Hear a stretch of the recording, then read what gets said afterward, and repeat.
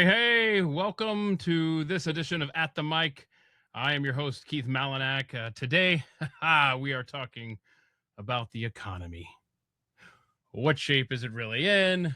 What lies ahead on the horizon? What's the worst case scenario?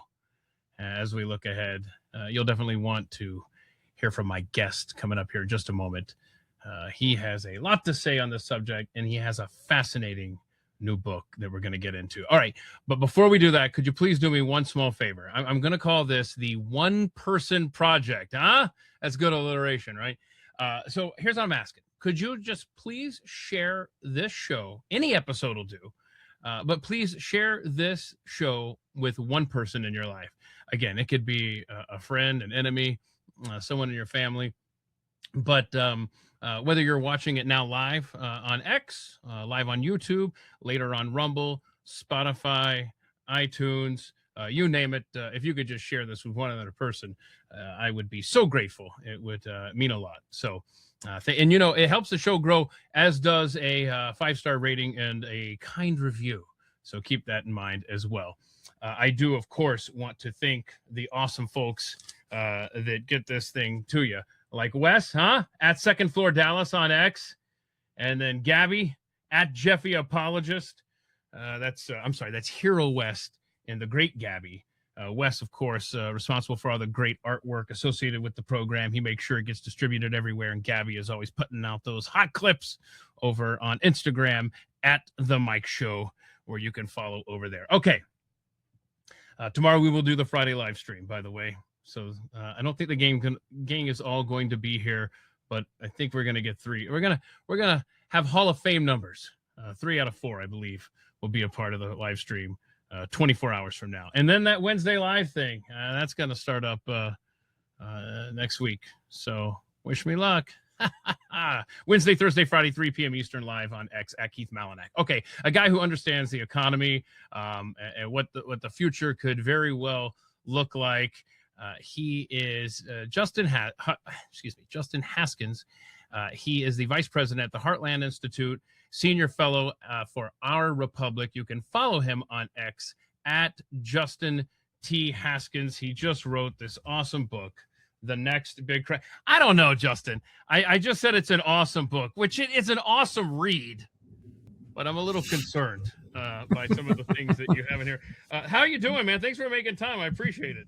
I'm so excited. I'm so excited to be here with you because honestly, this topic is one of these things where it's really hard to explain, and it takes a little bit of time to get it right. And most of the media that I do is, I get 5 minutes. 10 minutes, 50, so it's tough. It's tough to get into it. So today we're going to do something, I think, this is the way it should be done. We're going to do it the way it should be done. Yes, yeah. And that's what I told you. I said, look, you take all the time you need. This is a deep dive. It's called the Thursday Deep Dive, not the Thursday Cursory Glance.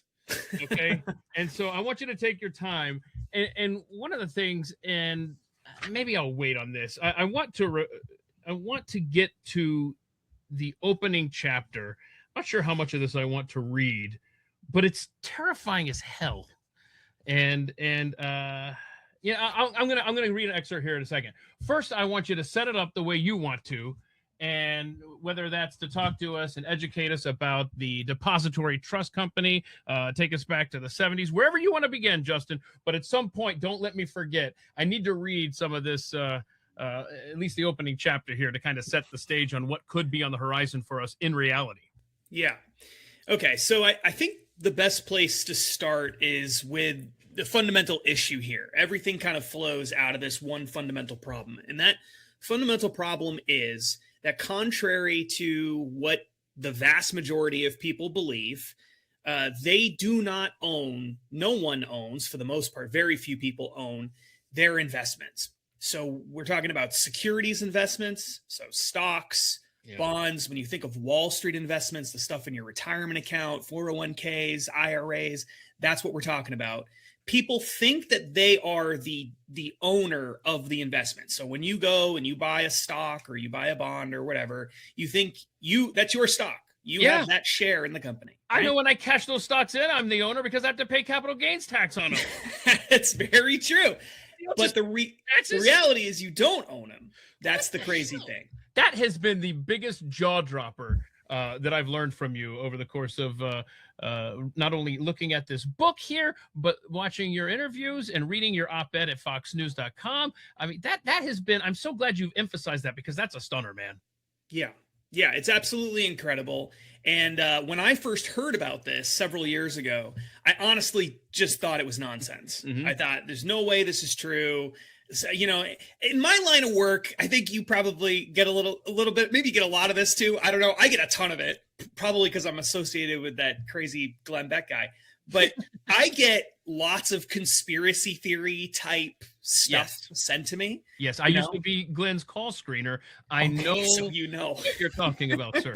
Yeah, and it's like this never-ending street, and I'm a lot more accessible than say Glenn is, right? So I get all kinds of crazy stuff, and most of it is garbage, right? But so when I first started hearing this, it was from more reputable than average sources, but it still seemed too crazy to be true. But the reality is that over several decades, the only way of really accurately describing it is it's a conspiracy occurred to take away people's their property rights, their direct ownership of their securities investments. All of those investments ended up being owned by one singular institution called the Depository Trust Company, which is still the owner, the direct registered owner, sort of. We can get into the details of that, but they're sort of the direct registered owner of basically all stock and bonds and other securities investments. And this was done by major institutions and perhaps other shadowy figures working with them in order to make lots of money and create a system where it would be easy to do things, sort of riskier kinds of investments like stock lending and shorting and options trading and all this other stuff. All of that stuff is made possible at the scale it's at today because they centralize the ownership of securities in one institution. And so people think they own these things. They have account statements with their name tied to securities investments and retirement funds and all that. But the reality is what you, the average person, owns is not the actual stock. What you own is a contract that's related to the stock so that when the stock goes up or down, you're able to make money. You have rights as it relates to the contract. You can obviously sell basically the contract in essence, the rights that you have to the underlying investments. You can do a lot of things, and there's all sorts of regulations tied to it. And there's, the state government regulates it, the federal government regulates it, the Fed regulates it. There's all kinds of people who are trying to make sure that, you don't get totally screwed by these big financial institutions because of this arrangement. But as I point out in the book, there are some really serious flaws built into the system that puts everybody at risk as a result of the fact that you are not the direct registered owner of these investments. Honestly, as you write about the DTC, the Depository Trust Company, I kept thinking to myself, this sounds like one of these entities buried in our government that Ayn Rand would have written about in a fiction sense in Atlas Shrugged. Almost like, hey, here it could be this bad, guys. Hell, it is. I mean, as I'm reading that, it just didn't even seem real, man. Yeah. They outsmarted us. So I'll tell you, this has been so it took me years to put the work together for this book. I've been working on a variety of different ways. My concerns have sort of ebbed and flowed as I've gone along in the process. And for a while there, I really wasn't entirely sure how bad things were. I knew I knew it was bad, but I didn't know how bad. But the place that I've sort of settled in is this really disturbing area of just feeling like the system is so complicated and so full of stuff like this, probably, my guess is, that we've never heard of and we never will hear of it. And that really, can we even unwind all of this? And it's been kind of a depressing sort of thing. Well, and that's one of the things I wanted to ask you. I wanted to ask you, was there ever a moment in doing the research for this book, or when you were in the middle of writing it, or maybe this occurred before you put pen to paper, but was there ever a moment where maybe you're laying in bed at night and going, oh my gosh, man, this is actually this insane. It's actually this bad. Was there ever that aha moment that clicked where you said, holy crap, it's real? Yeah. And there were moments just like the one that you're describing. There were other moments too where I remember, money talks, right? You believe something when you are spending money, it affects the way you spend money, right? And I can tell you, one of the moments I realized, okay, I really am genuinely concerned about this, and this isn't just something that I'm coming up with because it's an interesting idea, was when I've made very concerted efforts to say, you know what, we're not putting all of our money in the stock market. We're not putting even most of our money in the stock market. Right. And why is that? Because I know that when I buy stock and when I put money in my 401k, it isn't really my property that I'm getting at the end of that. And because of all of these rules and regulations that could, don't necessarily have to, but could someday be used to undermine my property and even potentially take it away from me, even if I do nothing wrong personally. Right. I'm we'll get into how that all works in a second, but that's the moment where I said, I can't put my family at risk by doing that. And then what kind of person am I if I'm doing that and then I'm not telling people about it, right?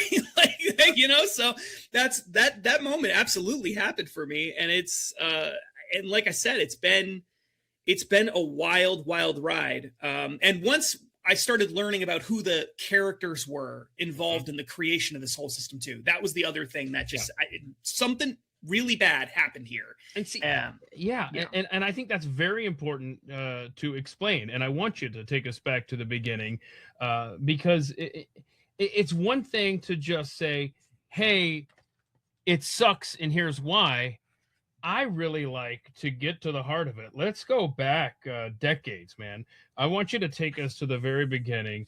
And I'm looking for the guy's name, the one guy in particular. William Denser. Thank you, Denser. Yeah, I mean, and he lived a long time, right? I mean, he was hanging out. He died during COVID, actually, if I remember right. Yeah. This guy has seen this evil genius. Tell us about this guy. Why is he important to this story? Yeah, so the whole thing begins back. The story of William Denser. William Denser was the very first head of the depository trust company. He was the guy that all these big financial institutions, when they decided they wanted to centralize direct ownership of investments, they picked this guy to lead the new institution they were building, the DTC, to house all of these things. And what year are we talking about?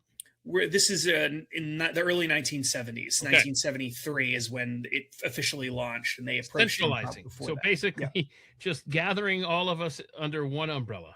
Yes. So prior to that period in time, and there were all sorts of pilot projects and things that they did before they launched DTC that were very similar.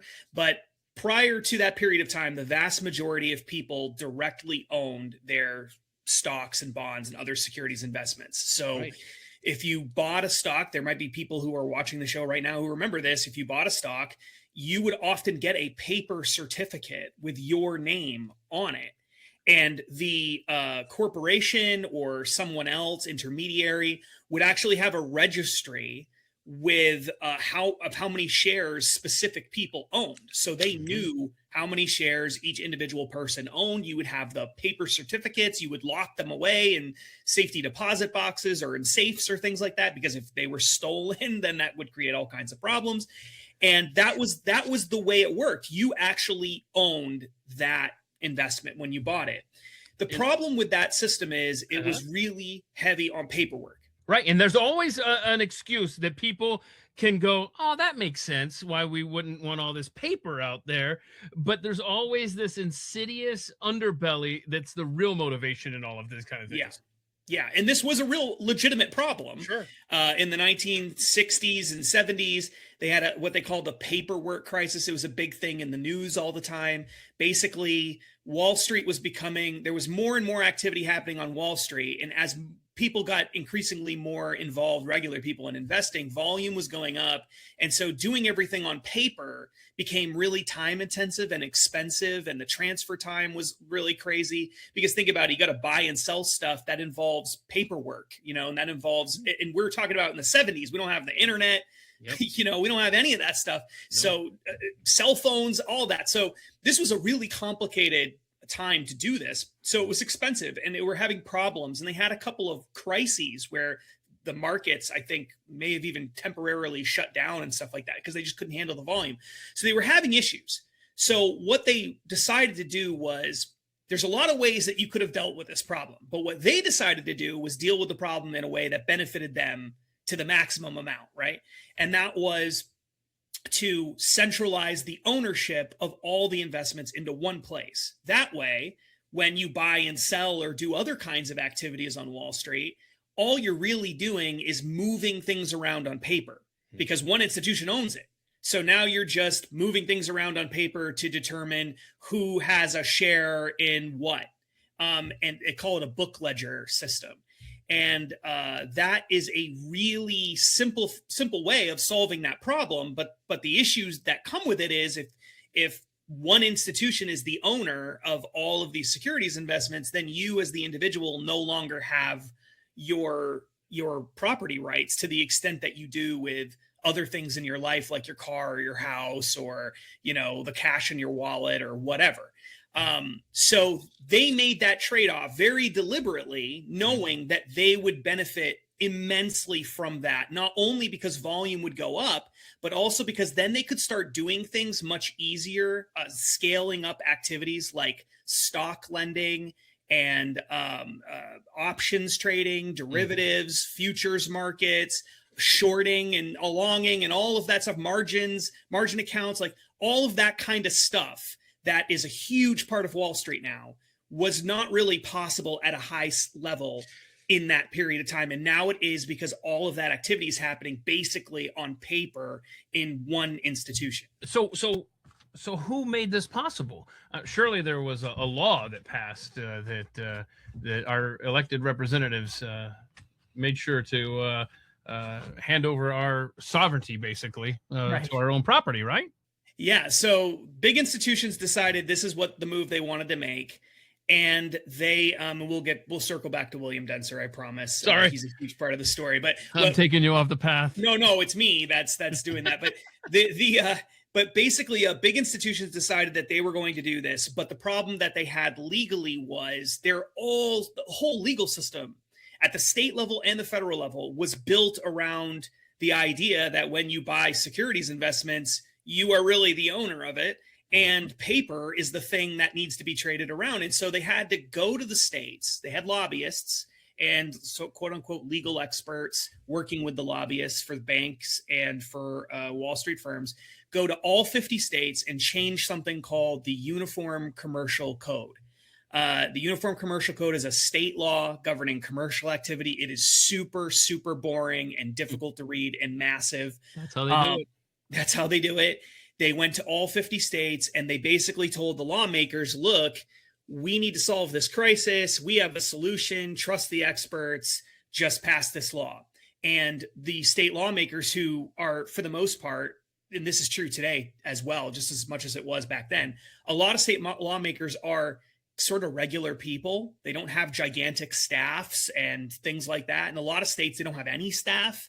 And so when the experts come to them and say, you got to do this or else the people in your state are not going to be able to invest in the stock market in the same way other people can in other states, most of the lawmakers just said, okay, well, the experts are telling us to do this. I don't understand how this stuff works. So sure, let's do it. And that's pretty much how it happened. And it took several years for them to get all the states to agree to do it.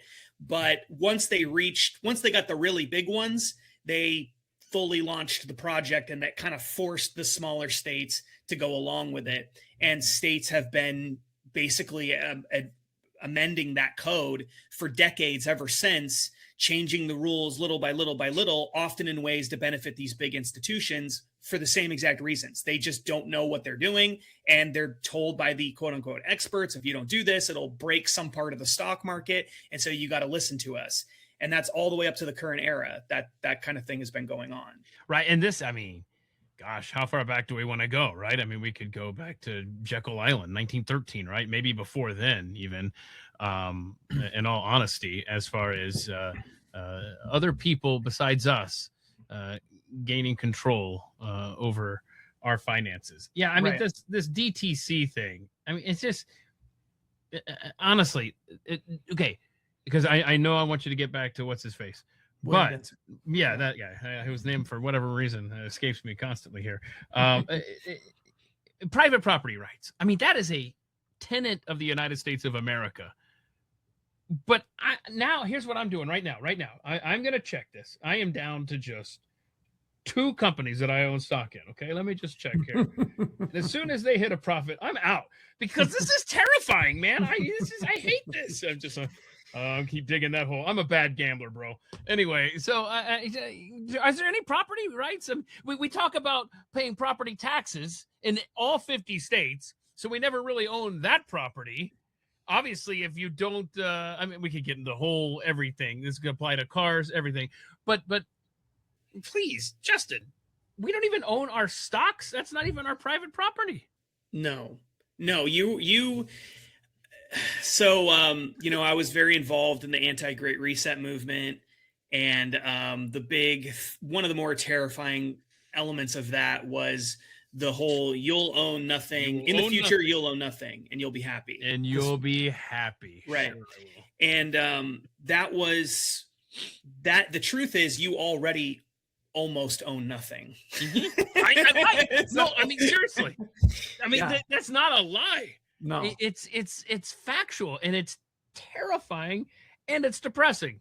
Sorry. Yes. Continue. Yeah, no, that's 100% right. And all of this stuff was happening kind of around the same time. So cash is another thing. I mean, this has nothing to do with DTC or anything like that. Most people don't understand this. When you put your cash in the bank, you don't own that cash anymore. Bro, I seriously, I was going to bring this up specifically. I didn't have a chance to talk to you ahead of time about this, but I listened to the Tucker Carlson podcast with Yannick Schrade last week, and he got into this as well, just like you have the knowledge. And it's just, when you hear that said and reinforced by multiple places, you're like, holy crap, that's real. Yes, it is. And it's crazy. And so what happens is they build these systems where they take away your ownership rights.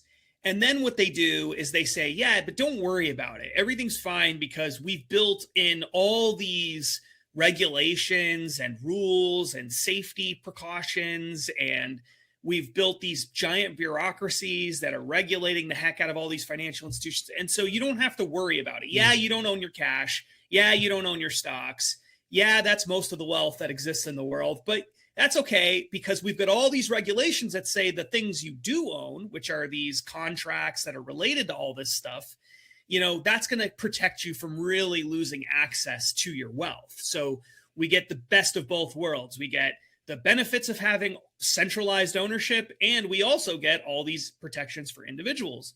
And the reason why we haven't had the reason most people have never heard of any of this is because, for the most part, we haven't had widespread catastrophic events that caused people to lose their assets, lose their securities investments. And as long as the system hums along, most people in most situations will be totally fine. And so it really is all about, yeah, but why do they do it this way then? It's in addition to profiting off of it, yes. They do it this way because they know they're preparing for an event that may never happen. Yeah. But if it does happen, then the big institutions will be protected, and everybody else will just have to suffer through whatever the consequences of that are. Big to fail. Yes. And just to clarify on the Yannick trade thing, he was talking about how all your cash is tracked. So even people like me that pay cash wherever they can, those serial numbers, man, they go through the bank every night, and it's everything is logged. And that is not even with a central bank digital currency, which is something else we have to talk about today. Okay, so I'm gonna let you talk, because I swear, bro, I've got 20 questions still. Okay, so let's go back to a couple of things that we need to hit. So the first thing is, so why am I so worried about not having the ownership? There are a few reasons why it's so important with just the laws that are already on the books right now. Mm-hmm. It's not some wild hypothetical situation that I'm concerned about necessarily, where it's like, okay, yeah, so you're saying I don't really own these things, but there's all these regulations that are supposed to be protecting me. So then really, what's the problem? We haven't had a gigantic issue in the past. So what's the issue? The issue is this.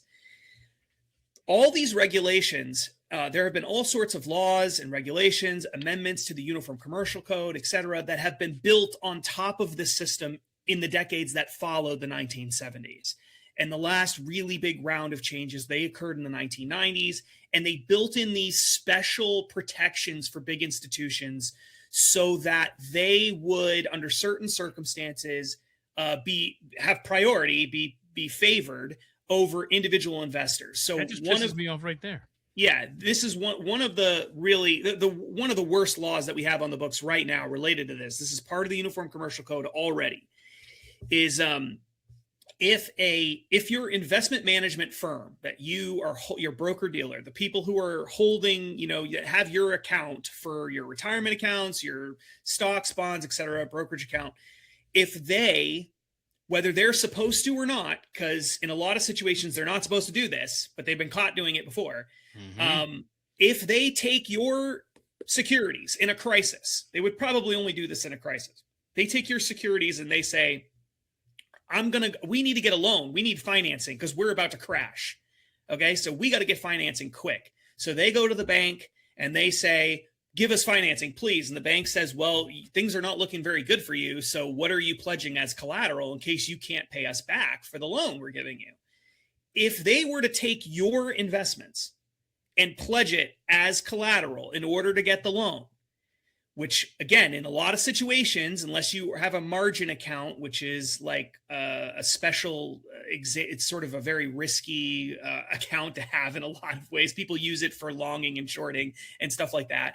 But if you just have your stocks in a retirement account, or you have your stocks in a brokerage account, and you're not doing anything like risky on Wall Street, they're not supposed to take your investments and pledge them as collateral. But if they were to do it anyway, then they fail to pay back the loan that they owe the bank can take your investments as the collateral as part of the bankruptcy and whatever. They get priority over your investments, even though they're your investments. That's on the books right now. And the drafters who came up with this, and the Uniform Law Commission, these are the people that put together these Uniform Commercial Code laws that they then try to convince lawmakers to adopt. One of the drafters, one of the chief people, said that this was to prepare for, quote, Armageddon. Mm-hmm. That's what he said. So they're saying if there's an Armageddon situation, and we've got all kinds of chaos happening on Wall Street, and we've got institutions failing, and they owe money to other institutions and all this stuff, how do we make sure that these other institutions don't get dragged down with those institutions that are failing, the too big to fail institutions? How do we do that? Let's give them priority so that they'll be the first one made whole. Our entire economy is built on a pyramid scheme. Yeah, kind of. Yeah. I mean, right. And I guess you could twist it in a way, but it's like you said earlier. You said the state lawmakers, in particular, are passing these laws. They don't understand. They have now created this machine, and it feels like it works both ways, because now it's such an entrenched behemoth that these same lawmakers, essentially, at least the same ilk, You can't expect them to be able to write the laws to pull us out of this kind of mess. That's right. Yeah, it would destroy the system if they were to just overnight write laws that give you your property rights back. As crazy it is to say that, it would literally destroy Wall Street if they did that. It couldn't happen. The whole derivatives, derivatives are a complicated thing, but the derivatives market, this is like options and futures and stuff like that. Though that market, credit default swaps, all that market is gargantuan. It is, by one estimate, says $1 quadrillion. Holy crap. $1 quadrillion. Now, how can you have $1 quadrillion, which is a number so big that people can't even really conceptualize it? We're talking about once we get beyond hundreds of trillions, we get into quadrillions. How could it even be that? Yeah, I don't even know. I mean, that I can't count that high. But right. That is a number so big. How could it be so big? The reason it's so big is because of this ownership model that we've been talking about with DTC. This derivatives market has been able to expand rapidly. And basically the way derivatives work, if you think about like a football game, you have a football game, you have two teams, they're playing the game. Then you have people who come and they bet on the game. The bets are kind of like derivatives. They're not the game itself. They're a bet related to the game, right? So you're going to bet whether the stock goes up or down, basically, okay? But then you have people betting on the bettors. And then you have people betting on the bettors who are betting on the bettors and then you have the game. And this gets so complicated and so big, and there's so many different iterations of it going on, you end up with because it's essentially an infinite number of bets that you could make on one thing, right? So the value of what is going on has swelled so much that we've reached $1 quadrillion. Now, a lot of that $1 quadrillion is stuff that isn't necessarily risky, but a lot of it is risky, and we don't even really know how much of it there is. And all of it's made possible by this system. Go ahead. And then on top of that, to make matters even worse, there's all these emergency powers laws. And in the book, The Next Big Crash, we outline all of this. There's all these emergency powers laws that could easily be used to tell these financial institutions, hey, please do, to protect yourselves, use other people's investments to bail yourselves out. We're going to take that rule away. We're not going to stop you from doing it anymore. There's emergency powers laws that could do that right now on the books. And, so when the next big crash happens, that's kind of the whole point. We really don't know what they're going to do. But because you don't have direct ownership of the investments, you're at the mercy of whatever the government and these private institutions decide. And that is really the fundamental issue. You don't have the protection. It's not like your house or like the property you have in your house or anything like that. You don't have that level of property rights.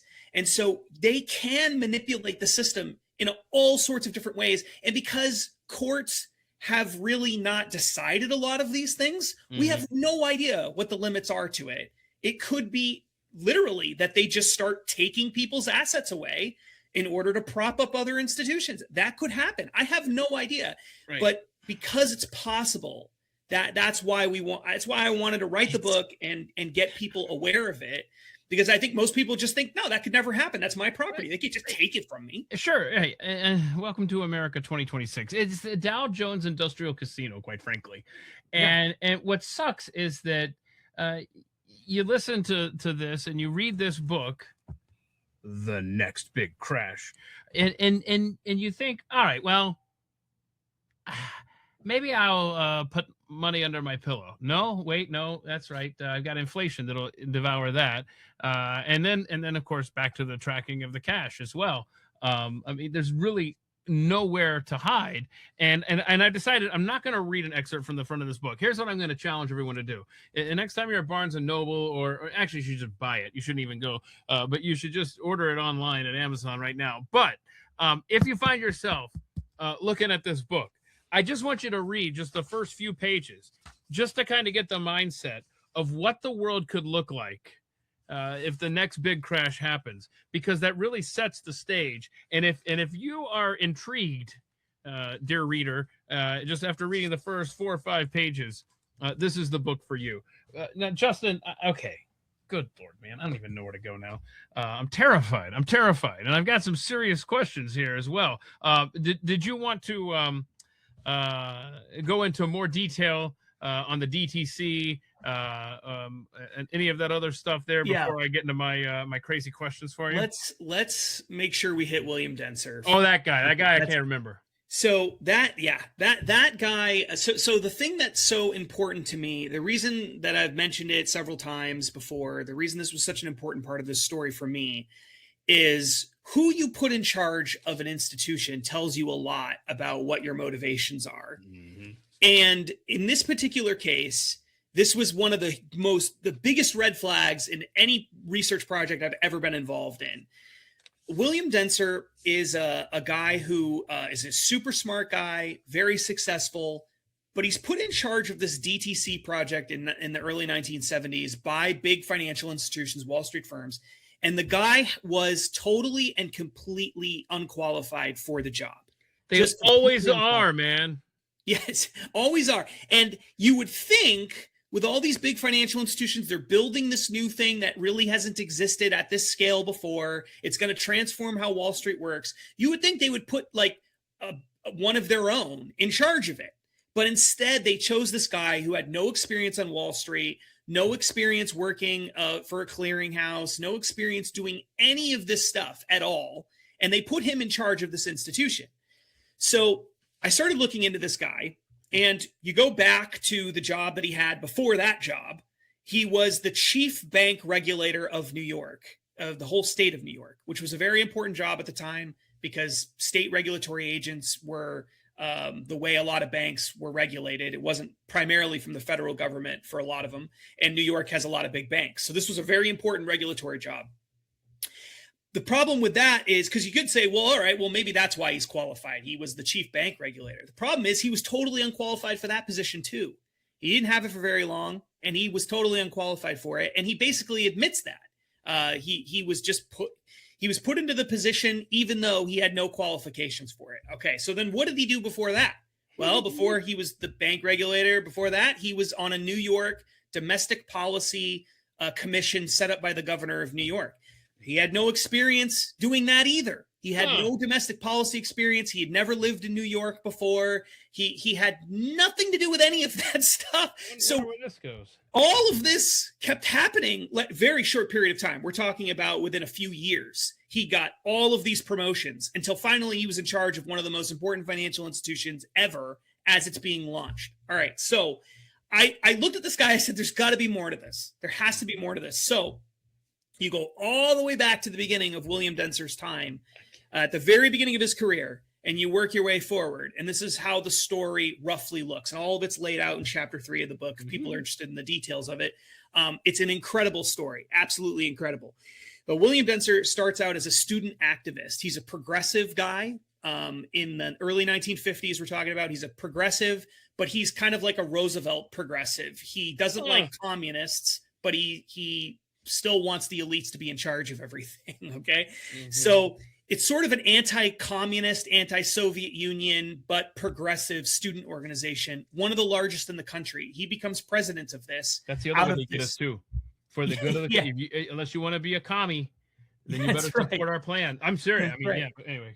So he's the head of this student organization. He's elected president of it. And while he's president, or right around that time, and the story of exactly who set this whole arrangement up, we don't know. But while he's president, he begins getting this infusion of funding from an unnamed source. And later on, like 2 decades later, we find out. I'm just waiting for you to drop this bomb. You know it's gonna, before you know it's coming. It always, bro. Okay. Oh my gosh. Every effing show that talks about the dark corners of America always begins with a single kernel Drop the bomb, please. Yes. So the mysterious funder was the CIA. What? Yes. Who couldn't have So seen? If anybody's watched this show for any amount of time, they knew this is where we were going to land. so Holy this, crap! now this is not some crazy like conspiracy. This is well documented. Anybody can look this up. It's called the National Student Association is the name of the group. Just so happens to be the acronym NSA. That's a coincidence.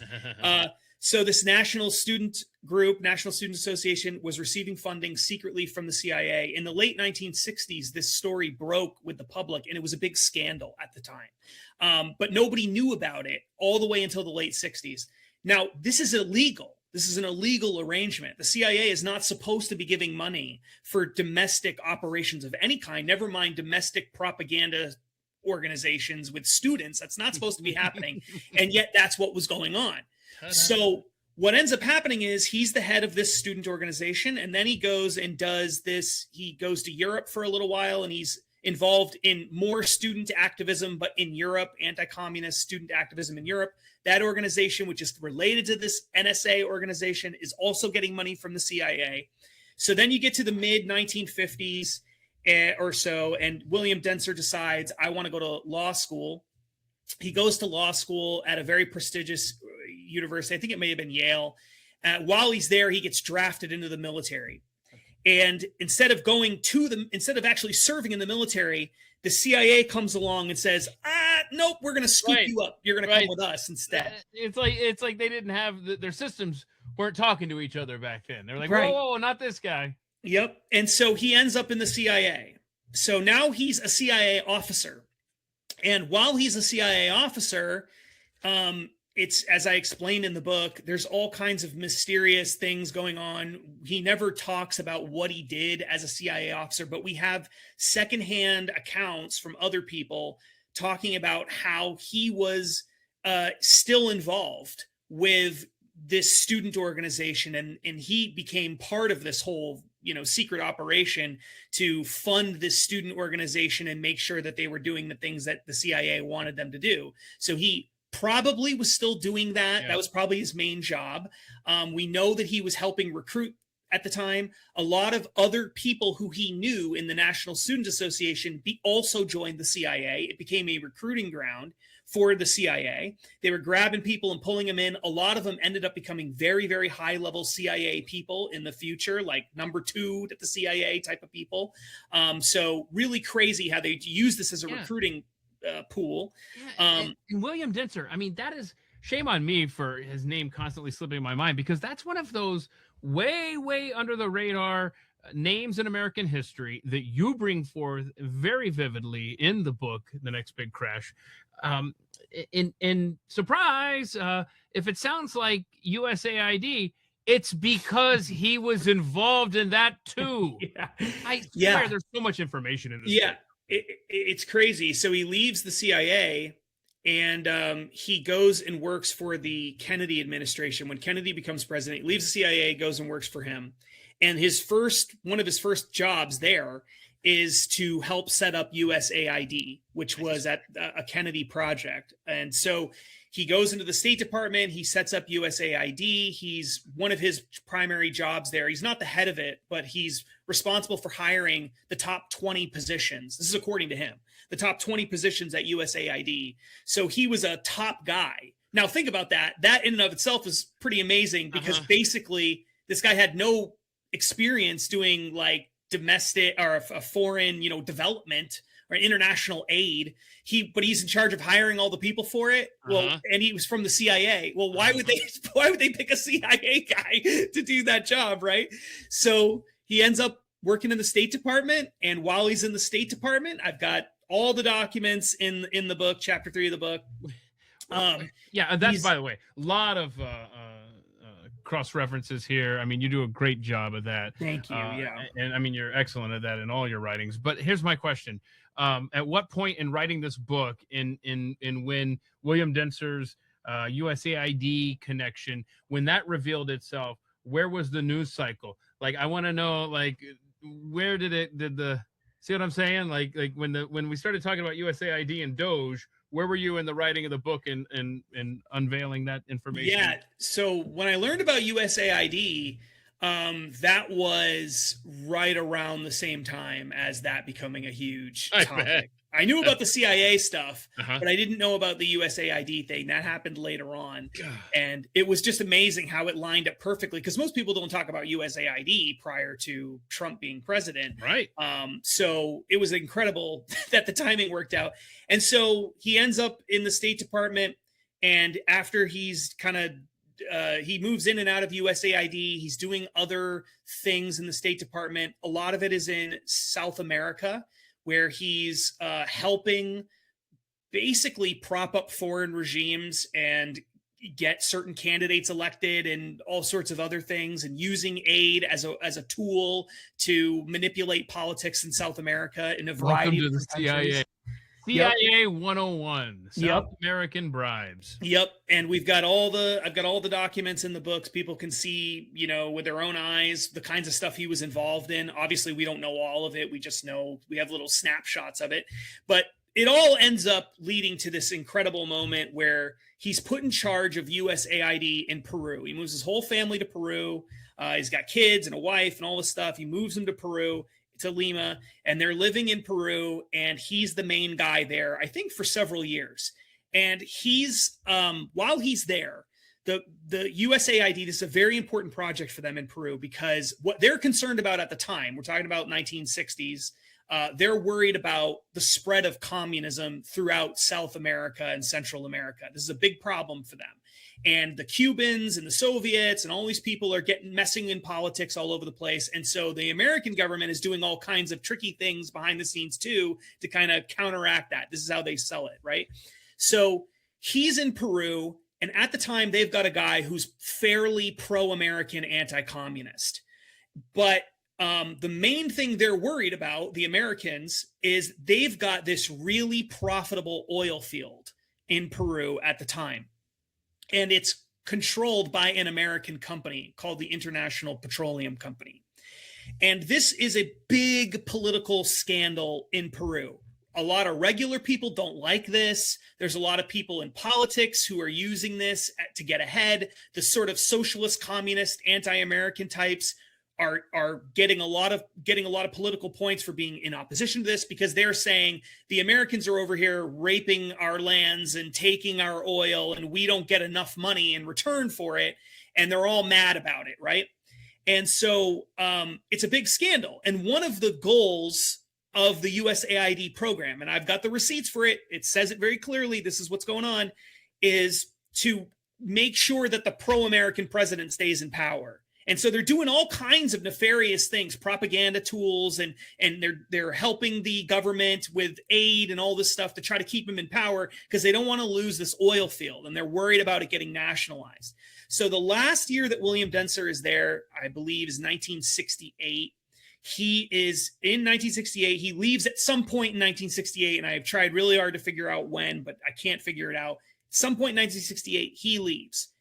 That same year, there is a military coup in Peru, and they overthrow the pro-American government, and this general ends up becoming they end up having this like general in power, and they nationalize the oil fields. They take the oil fields away, and William Denser's mission here is a failure for the most part. The Americans do not protect the oil field. It ends up getting taken away.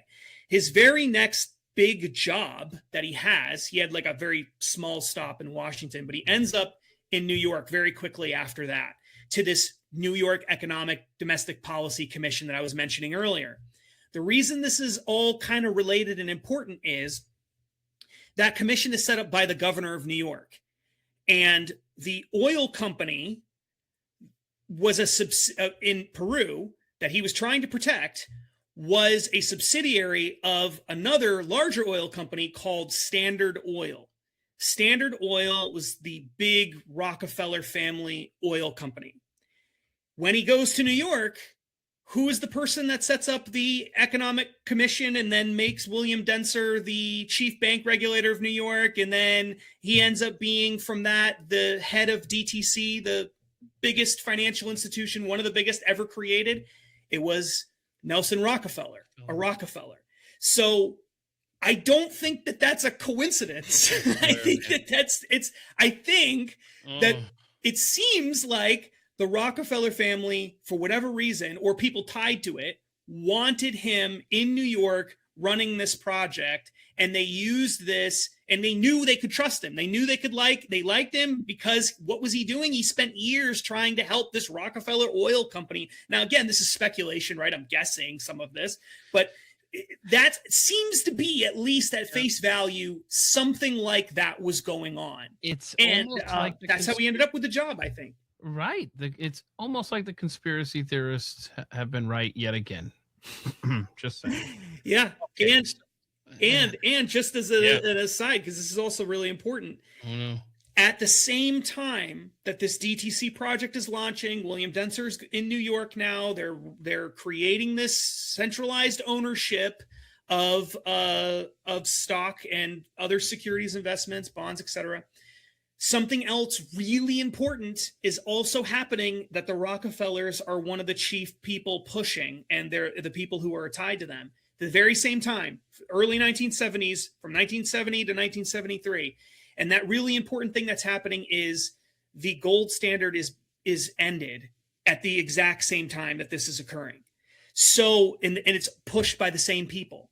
The Rockefeller brothers, the two last big family members, really super rich Rockefellers, were Nelson Rockefeller, who ended up becoming vice president of the United States, by the way, and his brother David. David was the head of Chase Manhattan Bank in New York at the time that all of this was going on. So you had the governor of New York, the most important bank, which was the wealthiest bank, I believe, in America at the time. So the most important banker, the governor of New York, they bring this guy in, they set this whole system up, they get America off of the gold standard. They're allied closely with Richard Nixon, who's president at the time, convincing him to do all of this stuff. And the entire financial system is completely transformed in a very short period of time, and it's the same people doing it. And you got to believe that whoever this was around the Rockefellers or the Rockefellers themselves or whatever, that this was all part of one plan to transform the system, to centralize ownership and control of wealth.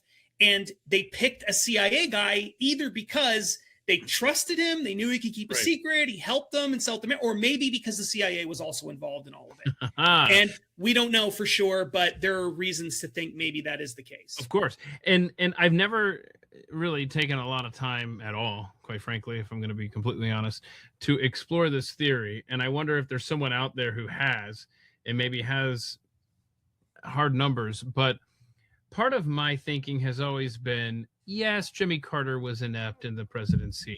Yes, Jimmy Carter should have stayed on a peanut farm in Georgia. Didn't know what he was doing. It was an inept 4 years in the presidency. But one of the things I've always thought in the back of my mind is I wonder how getting off the gold standard, and maybe there was a shock to the system that really caused that inflation to get out of hand so quickly there during his presidency.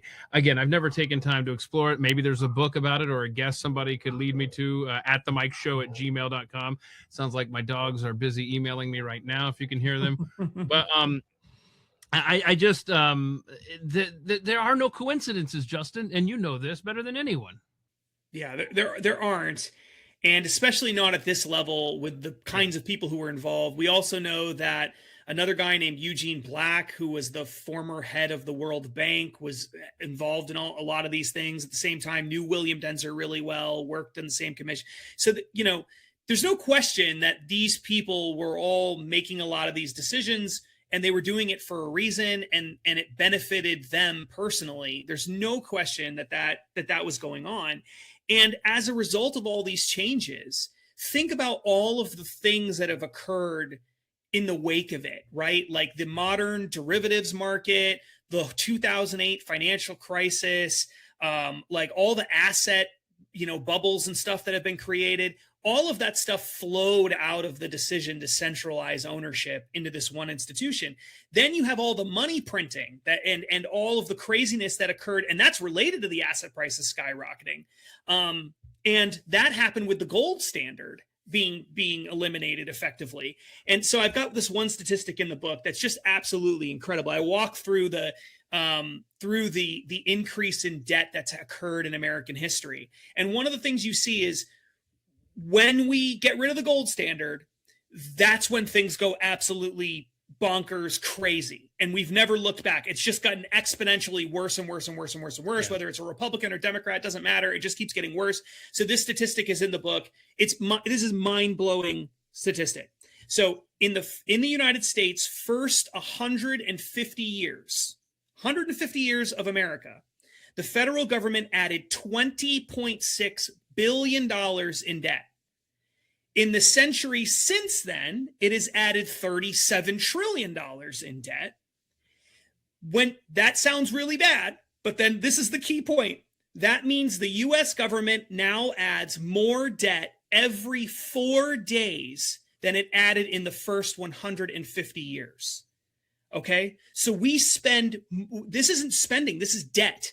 Yeah. So we add more debt than the government amassed every 4 days than the government amassed in 150 years. That's where we're at. That's how out of control this whole thing has come. And then on top of it, you have a quadrillion dollar, derivatives complex and gigantic bubbles in the stock market and things that make no sense. Housing prices skyrocketing. All of that is from these problems that we're talking about here. Yeah. Yeah. And again, man, I thought 2 hours was going to be plenty, but I got so many questions. I mean, like for example, okay, you and I both are very familiar with Glenn Beck, as are most of the audience here, if not all. And one of the things he's always preached is get out of the system, right? Get out of the system, get out of the system. What's that look like? And I think that the most obvious isn't the word, but maybe what appeared to maybe be the answer to that in recent years was Bitcoin and cryptocurrencies. Like, oh my gosh, hey, that is outside of the system. Here we are. But Justin, it seems like there's a little bit of problem here lately with Bitcoin in particular. And there are multiple theories out there as to why it has crashed so hard in recent weeks. But do you have any thoughts on Bitcoin and cryptocurrencies? And is that going to be our way out of this mess? Because so far, it looks like, I don't want to, if I say this is going to blow up in my face. It looks like the government's kind of out of that realm, but not really, is it? No. Yeah. Anyway, help me out here. What is Bitcoin and cryptocurrencies? Are they the answer to survive the next big crash? So I think that in chapter 5 of the book, I talk about the things that I've done to try to deal with all of these things that I've learned. And one of the big things that I talk about in the book is you want extreme levels of diversification, way beyond what most people typically do. And so what I like to do is I like to have investments in all kinds of different things, including cryptocurrencies and not just Bitcoin, like some of the so-called altcoins and Ethereum and stuff like that. I like to have investments in that. I like to have investments in physical metals and stuff. I like to have investments in some investments in securities. I like to have cash. I like to have, all kind. I invest in kind of like a Glenn Beck thing. I've got old books signed by presidents, because that's the kind of thing that I think maximum diversification is the best protection for some of the problems we're talking about here. Yeah. The worst thing you can do is just put all your eggs in one basket. Okay. Right. So with that said, I think there are a lot of promising things about cryptocurrencies and blockchain technology. And although it's been crashing really hard lately, Bitcoin and crypto is very cyclical. And if you look at sort of the long term, you zoom out, you look at the long term trend, it's still way, way, way, way, way up. I mean, and it has continued to go up pretty consistently with gigantic dips, but continuing to rise. And that's been something that's gone on for a long time. And the reason for that is precisely because there are a lot of people who do not trust the currency system that we have, know that it's on the road to destruction in one form or another. And that as we continue to spend more money, alternative places to invest and alternative places to markets and methods for transacting are going to become more popular. So I think cryptocurrency is part of that puzzle. Mhm. And I think that the more recent trouble that it's had is somewhat part of the cyclical Okay. nature of these cryptocurrencies. There are reasons to be worried about it long term that have to do with like quantum computers and AI and Yeah, you hold on, know stuff like because that. But I want you to. That's very interesting. I want you to address that. But first, I want to just throw this out there. One of the things that I was reading that made me maybe a little bit uneasy about my own cryptocurrency investments was that the thing that we were rooting for, kind of mainstreaming it and making sure that businesses adopted Bitcoin and brought it into their ETFs and really made it kind of a legitimized form of investment. It's almost like the thing that I was reading. It's actually become its Achilles, because now people can, I guess, bet against it. So kind of what you were saying earlier. Now people can. I don't know if the word was short Bitcoin, but it was. I forgot what yeah, they you were can do talking that. about. Yeah. So I mean, it's like, oh my gosh, we got it mainstream the way we wanted to, and that's actually ended up biting us. But speak to us about the AI aspect, because I think that's fascinating, because that's something that 2 years ago nobody was even thinking too much about AI as far as what it might do to our economies, really. Right. So the value of Bitcoin and other cryptocurrencies is largely built on this on block. It's because of blockchain technology. Uh-huh. Blockchain technology is a decentralized system for basically transacting, sometimes creating new tokens or currency and other things. But the idea behind it is no one singular institution or entity or person controls any of these different cryptocurrencies because Hmm. it's built on blockchain. And the That's promising. blockchain, yes, blockchain technology is great because it allows for no other kind of system allows for transactions and financial arrangements and things to occur without having some institution, usually just one or whatever, verify everything that's going on. The system is built so that it's verified. Everything that's going on is verified using a decentralized network of lots of people that only have like one little piece of the process, Right. and that piece is often really tiny. And because of that, no one can manipulate or control it, and you can't really hack it because of cryptography, because of the math behind it. It's just really hard to do that.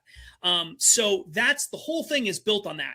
The problem long term is as computing power gets bigger and bigger and bigger, and quantum computers are currently thought to be sort of the most powerful computers that have been built, and they're building even more complex ones in the future.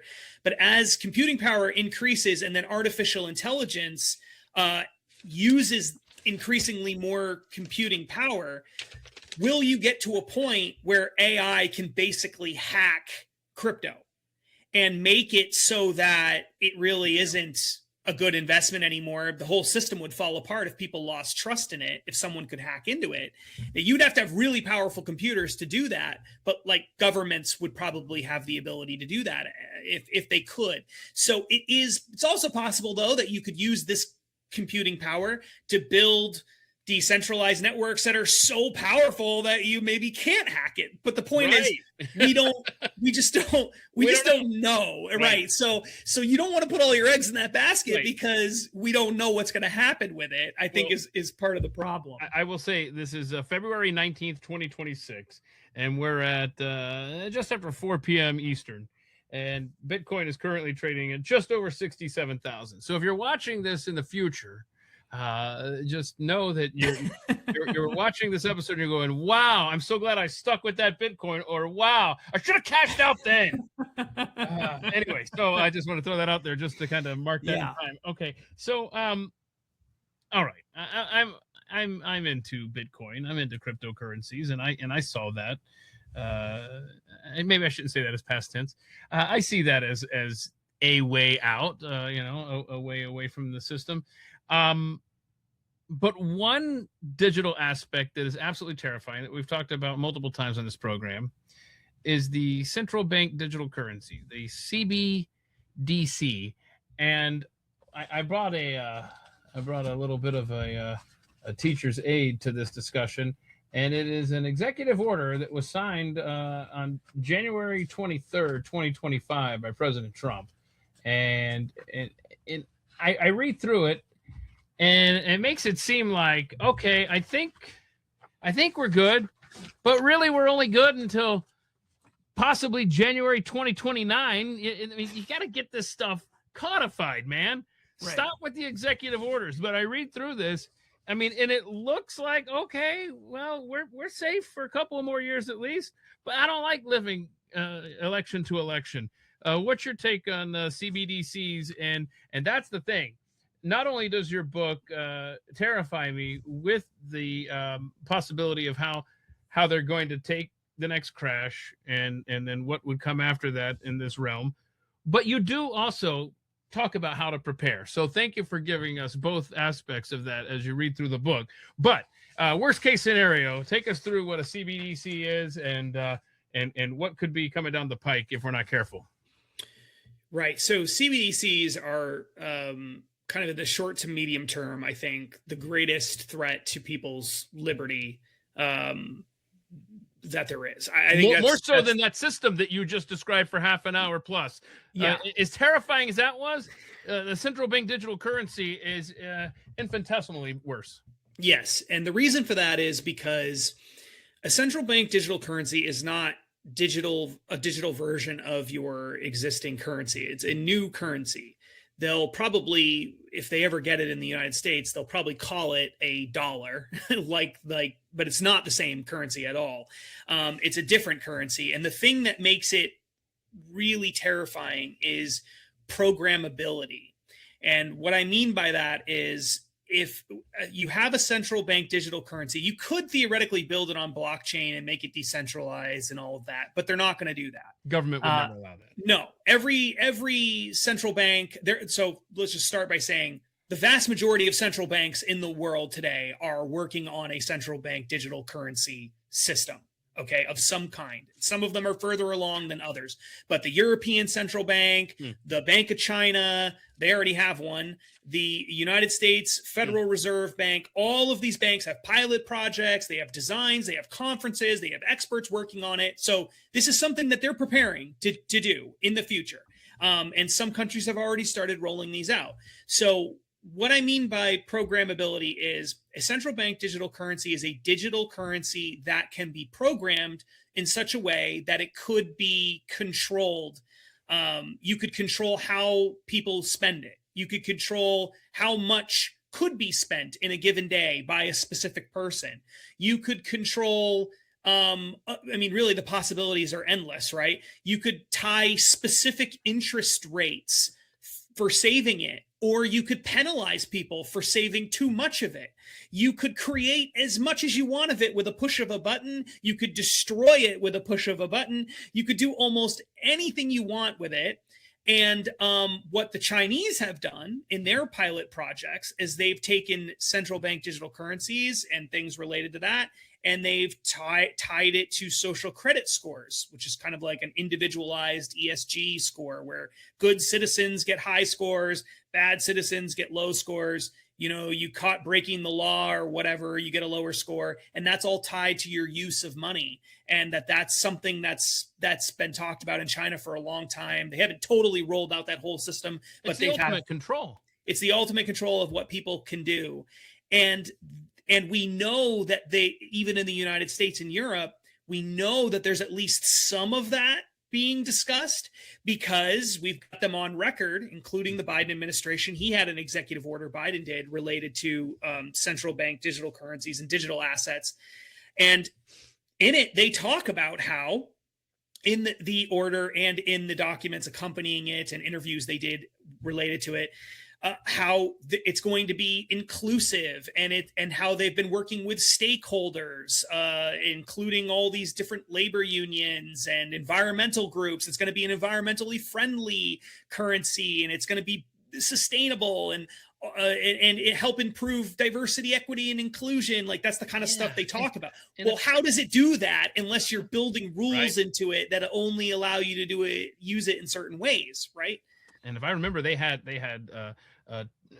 guideposts, time like this was supposed to be implemented, I think by like July of 2024, something like that. Or they were, I think, very clearly they had planned to, before Biden was done, fully implement a CBDC. And I think what ended up happening was how'd that stop?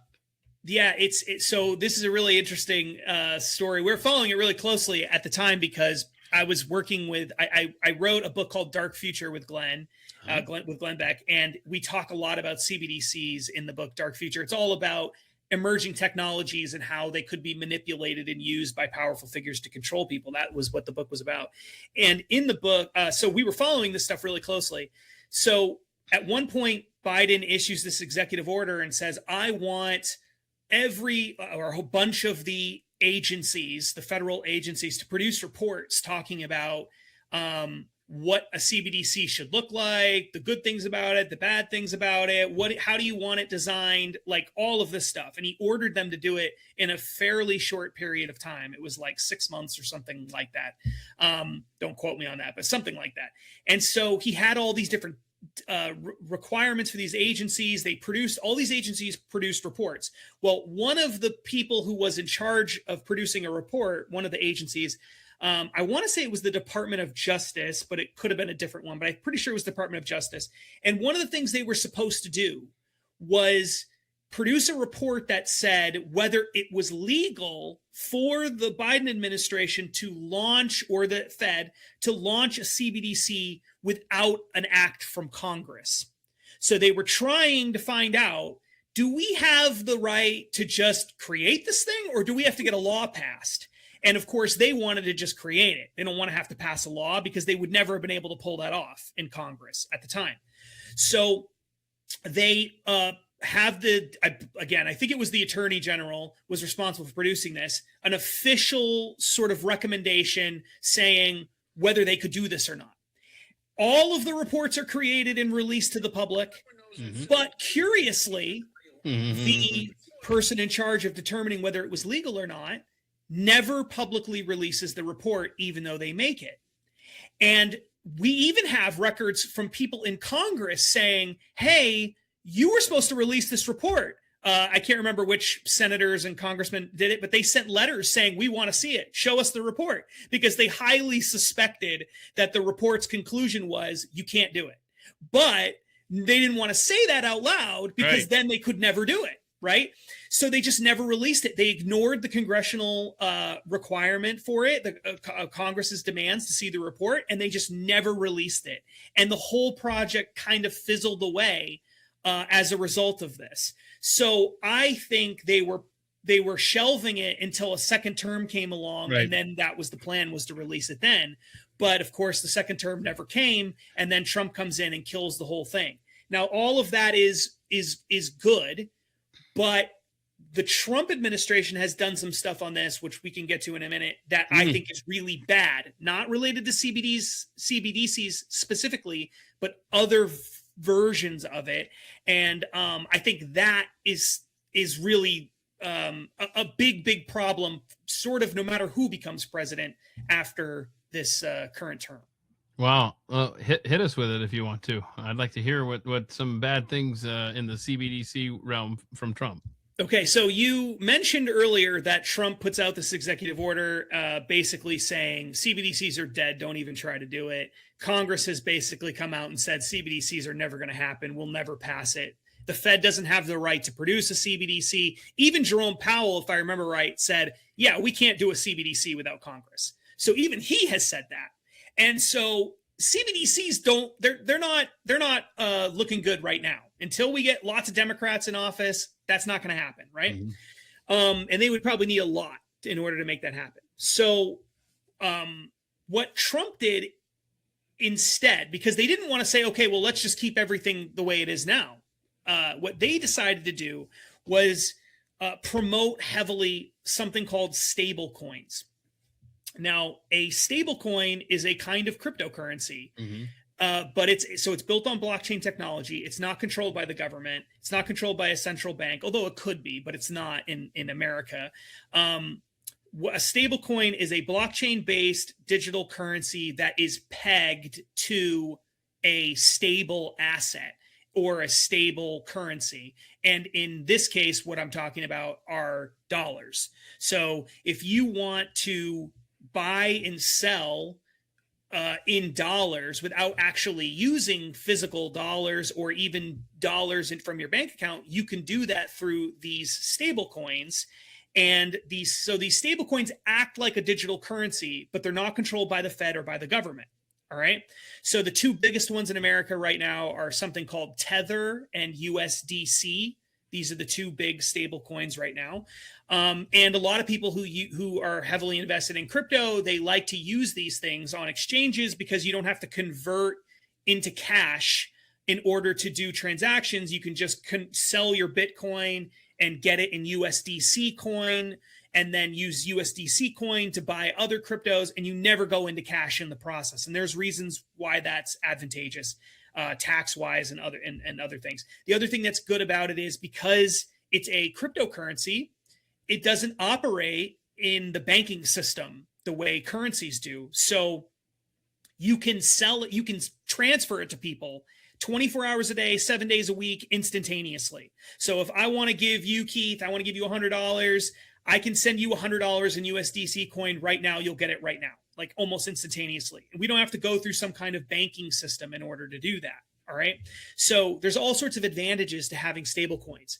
The disadvantage to stable coins, because they've been around for a long time, is that they don't, they're not really regulated, and they're not really, so, it's a little risky. There's companies that sort of control the stable coins, and you're just kind of trusting that the company that says, okay, Keith's got 100 USDC coin, that they've got $100 somewhere backing up that 100 USDC coin, 1-to-1. You're kind of just trusting them. And so there's always been that kind of a market force that says, I don't know if I trust that. It's not as safe as banking, right? So what the Trump administration did was they came in and they said, okay, we're not going to have a CBDC. That's dead in the water. But the world is moving towards digital currencies, and the existing system that we have now is going to be outdated, and everybody knows it.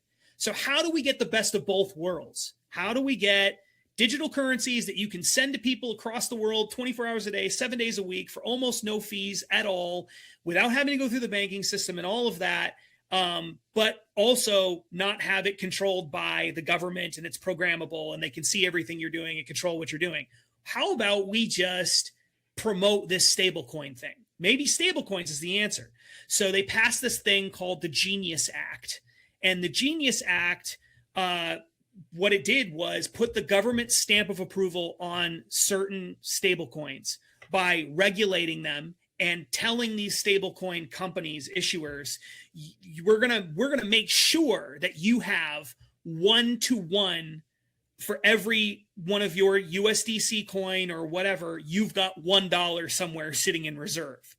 That way, we know for sure we're telling the consumer, we're making sure that they're doing the right things. So by all means, buy USDC coin, because if you buy USDC coin, it's good for $1. We know they've got the dollar. We're regulating it. And so what it has in essence done is made USDC coin to institutions and other similar kinds of stable coins much more attractive, because now if you're a big institution, you're saying to yourself, I can actually trust this thing because the government is regulating it and they're making sure that nothing crazy is going on. Now, what's wrong with that? It sounds like a pretty good thing. Like, this is the free market, and there's all these advantages to this new technology. And if the government's going to make sure that people aren't going to get screwed, then that's, I guess, what the government should be doing. Everything looks pretty good. The problem with it is twofold. One is there's a corrupt element to all of this, right, which I'll get to in a second. And the other thing is that the companies that are the people behind the most popular stable coins are not at all trustworthy. And it's a lot of the same Great Reset people, ESG people. BlackRock is heavily invested. Does in the Trump administration not realize this? I think they do realize this, and I think that they're doing it anyway. And because the benefits, I think, in their view, outweigh the risks. And I think they've made a lot of decisions economically with that same sort of mindset. This is good for the economy. It's good for economic development. It's the future of currency. And if this thing really takes off, then we don't need a CBDC because we already have all these digital currencies floating around. But do I want BlackRock? Do I feel more comfortable with BlackRock in charge of it? No, I don't. And when the next Democrat president comes in and they're the ones talking to BlackRock behind the scenes saying, here's how you need to make sure you design the rules so that stablecoins are good, what are they going to tell them? They're not going to tell them what the Trump administration is telling them. So that's a huge part of the problem. I'm really worried about that for that reason. Oh, that's a great point, man. I hadn't even realized that. The corrupt element of it, I'll just get to that real quick too. There's a corrupt element to it. The corrupt element is this. So remember what I said before. One of the main things that the Genius Act did was say, if you're a stablecoin company, you've got to have 1-to-1. You issue a stablecoin, you got to have $1 backing it up, right? Well, you don't have to necessarily have $1.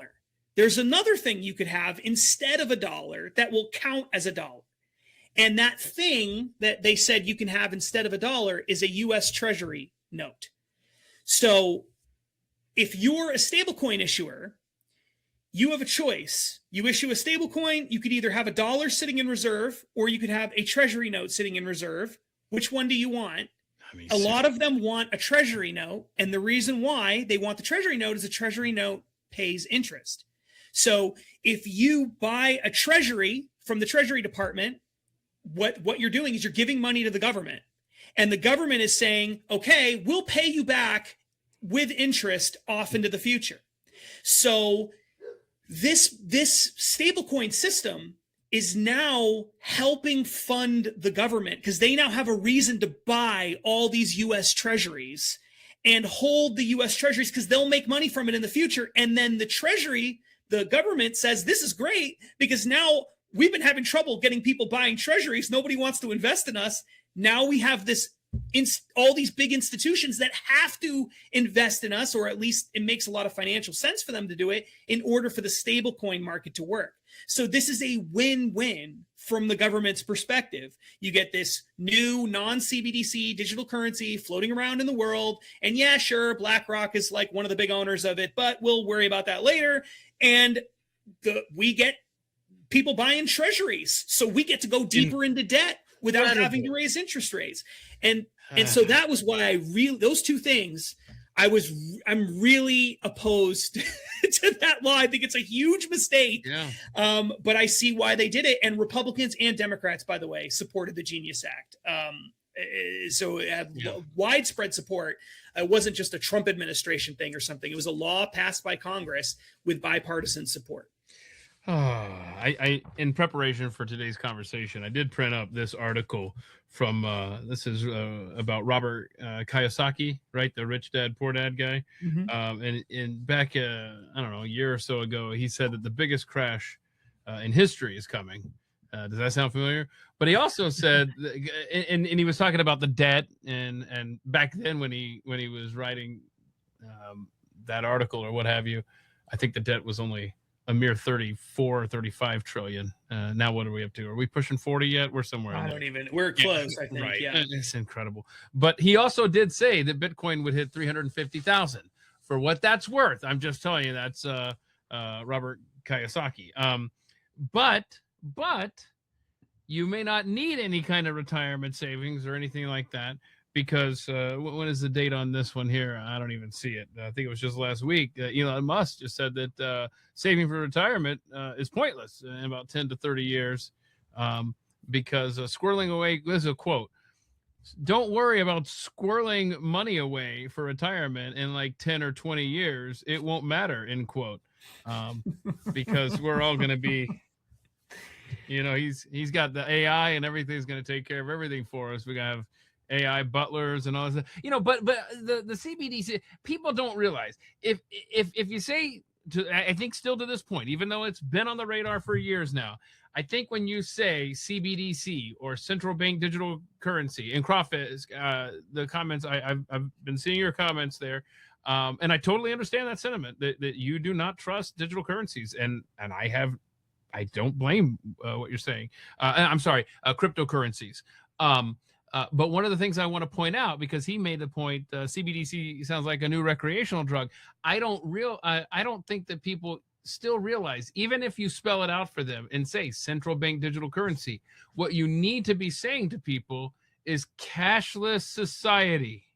No more cash. Grandma's not going to be able to put $5 in a birthday card anymore. That transaction is going to be known by the federal authorities and probably international at some point. But just understand, if you have friends that are just like, look, I do everything digitally anyway, that's fine. But do you want it all to be going through the government's watchful eye? And like you were saying earlier, Justin, governments are already allotting who gets what and how much they can spend and when.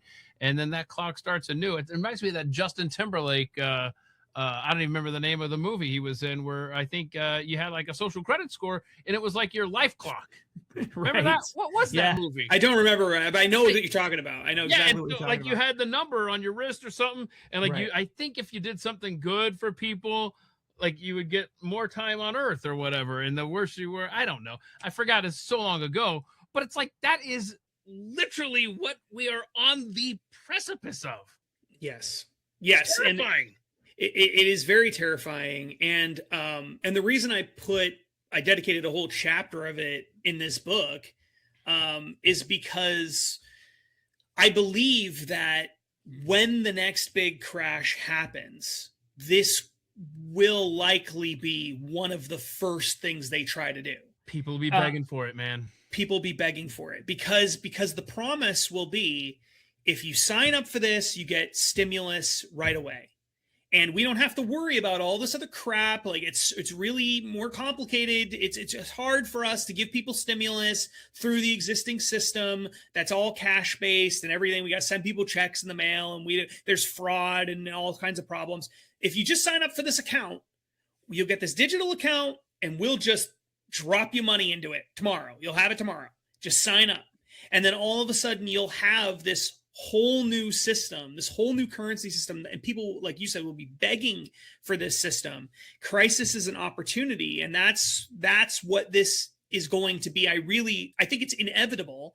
And the fact that everybody, all these big central banks all over the world, are building out the infrastructure and design for it, and they're contracting with like MIT and people like that to try to help design it for them. Why are they spending so much time and energy and money on something that hasn't even been passed into law? Hasn't even come close to being passed into law? Because they know that they got to be ready for the moment that the opportunity strikes. And I think it's a crisis moment. You pump this into the system, and then all of a sudden, then what you do is you tie. This is a Glenn Beck theory I've stolen, but Glenn has told me this many times. That his theory is you get a CBDC out there in the world, everybody wants to have it. And then what they do is they say, oh, and by the way, if you want to trade in your dollars for CBDC coin or whatever, we'll give you an extra, say, 10%. So you give us $1, we'll give you $1.10 in CBDC coin. And everyone will want to do it. They'll be running to do it. And then the inflation will eat that up in 5 minutes. Yep, that's exactly right. That's exactly right. Okay, so I want to go through some current things that I'm seeing in the economy and get your take on them. But first, I want to ask you, what do you think the percentage chance is that we're going to get a? Well, I don't know. I guess I have two questions. What do you think the percentage chance we're going to get a CBDC is? Ever? Yeah, probably 100% if ever, right? But how about in our lifetimes, you and I? We're such young men. I think it's 100%. I think it's 100%. I was gonna say maybe you could say 99 or 95 or something like that. In our lifetimes, 100%. I think if you say, sorry. is a possibility that the stablecoin could become that, and that they may not be able to do it because that's so popular. There's no demand for it, but I don't think so. I think it's probably 95 to 100%, somewhere in that range. And if it's not that, it'll be the stable coin is the other 5%, as the main thing. Okay. Heavily regulated stable coin. So as the book eloquently lays out there, the big crash would definitely lead to this cashless society. So my question to you is, God, man, I keep having these two questions waiting for you. That's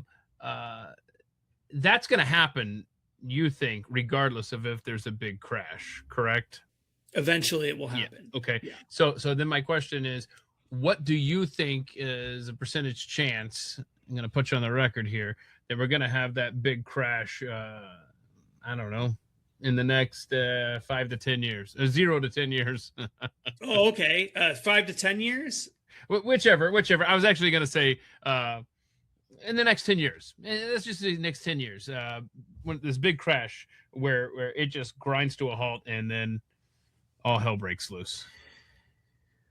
Oh, okay. So I think that within the next 10 years, I would put it at a really big crash. I think 75% chance.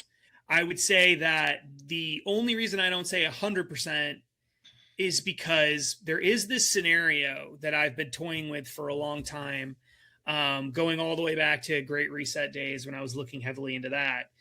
I don't know how familiar you are with Japan and sort of what's been happening in Japan over the last 10 to 20 years or more. Population drop off, or? Well, population drop off, but also just debt in Japan and the currency in Japan and stuff like that is really interesting. Japan has adopted this model that a lot of the pro money printing people here in the United States love. It's so I don't know if you ever heard of modern monetary theory. Do you know anything about modern monetary theory? Yes, I do. So modern monetary theory is kind of the fancy academic way of saying that we think that if you have a central bank currency, not a digital currency, but just any currency, you have a central bank currency that you control yourself. So like the US has that, but not all countries do. You can effectively print as much of that money as you want without ever having an inflation problem or a gigantic economic crisis, so long as you very carefully control how the money is being spent and where it goes and things like that. Okay. So this is the theory. The one of the masterminds behind this is a woman named Stephanie Kelton. Okay. She was the chief economist for the Senate Democrats for a while. She was a chief economist, one of the head advisors for Bernie Sanders' presidential campaigns. So she's a huge advocate for this, and I believe that a big reason why the Biden administration spent so much money right off the bat was because the Democrat Party had been totally infected with this idea of modern monetary theory at the time. They were all being told behind the scenes, it's okay. You can really print as much money as you want. It won't cause a problem. Just make sure you do it the right way. What's really interesting is the right way, according to Stephanie Kelton and the academics behind this theory, is one of the golden rules is you don't just take the money and give it to everybody. You don't do that. Mm-hmm. And that is exactly what the Democrats did when they started printing money. They printed money and they gave everybody stimulus checks. And that was what that happened during COVID under Trump and the Democrats. That was one of the things they did. They sent everybody stimulus checks. Not everybody, but most people. Even if they hadn't lost their jobs, they were sending them money. Now you don't do that under modern monetary theory, because that's how you get inflation according to their theory. It's not just printing money. It's where does the money go, right? So the reason I'm bringing all of this up is because in Japan, one of the big cases that Stephanie Kelton and people like that would present in their literature that says you can get away with this is Japan. Japan has their own currency, and they have been printing money and going into debt at rates that make the Fed look like fiscally responsible. They've been doing this for decades and decades and decades. Massive, massive, massive amounts of money printing. And yet they have not had a gigantic economic crash or a gigantic inflation crisis. They've had neither of those things. And even though they've been doing huge amounts of money printing, way more than the US has ever done, they've even gone so far in Japan as at times they've had negative interest rates. So what a negative interest rate means is they're actually paying you money to go into debt. Okay, that's what they have done in Japan. So instead of paying like 1% interest on a loan, they actually have negative interest. So you get paid money. You get like a rebate almost for going into debt. So what has happened in Japan, though, is, so you might say, okay, well, does that mean that all this is fine as long as we do it the right way? We really can print infinite amounts of money? No. The problem with the Japanese system is what they've done is they've printed lots of money and then they've used it to avoid big economic downturns. They've used it to prop up their companies. They've made sure that the employment rate doesn't go too low. Big, massive things to prevent crashes. But the cost of that has been there's no economic growth. So in Japan, they have literally had basically zero GDP growth over like 20 or 30 years. Okay, it's hard for Americans to really relate to no economic growth for decades. And it's because of this, in my opinion. It's also related to their population problem, but it's their population has been declining. It's getting older, but also they print huge amounts of money. And so the wealth, the quote unquote wealth that's happening in Japan, it isn't real. There's no real wealth growth. So is that bubble in Japan getting so much bigger that when it does eventually pop, it's going to bring down the entire world? Well, no, because in Japan, and this is a big disadvantage for the US dollar that the Stephanie Keltons of the world, I think, don't take into account. Because Japan isn't a world reserve currency, meaning other countries around the world don't really use the Japanese currency to transact like they do with the dollar, they can kind of get away with it and insulate it in their one country without it causing all these other ripple effects around the world. America can't do that. So that's one of the reasons why it's really bad for us to do it. If we ever lost our status as being the world reserve currency, which is going to happen, by the way, that could trigger a gigantic depression-like scenario in and of itself. So, but what the Japanese have done is it's not really a bubble. What they've done is whenever they get into trouble, they print massive amounts of money. They bail everything out. They prevent anything from being bad, from getting too bad, because they'll just print as much money as they need to stop that from happening. But the cost of that is all of their quote unquote growth is basically fake. It's all being driven by money printing and not really supply and demand and real wealth.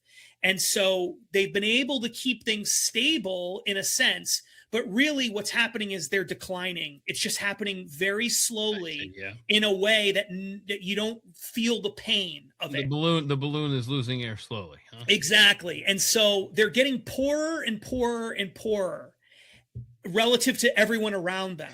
But it doesn't look like it on paper because they're printing the money to make it looks like things are actually moving along okay. But in reality, everyone's getting poorer. Well, I'm going to get to some graphs and stats here I want to pick your brain with and see if you think we're getting poorer here in the United States as well. But first, let me ask you this. It feels like our economy in the U.S. is a house of cards.